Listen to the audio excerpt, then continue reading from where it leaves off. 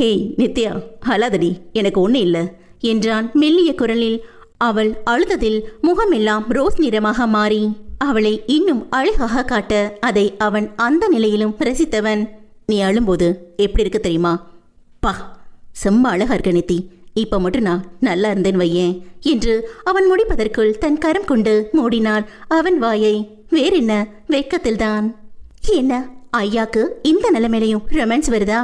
அழுகையுடன் சிரித்து கொண்டு கேட்க அவனோ அவன் வாய் மேலிருந்த அவள் கரத்தில் உதட்டால் குறுகுறுத்து முத்தமிட்டான்.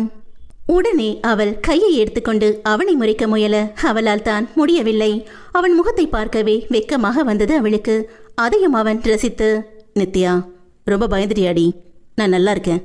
உன்னை மாதிரி ஒருத்தி என்னை இவ்வளோ லவ் பண்ணும்போது எப்படி என் உயிர் போகும் என்றான் புன்னகைத்தபடி. அவள் அவனை பார்த்து, எதுவும் பேசாதீங்க, நீங்க ரெஸ்ட் எடுக்கணும்,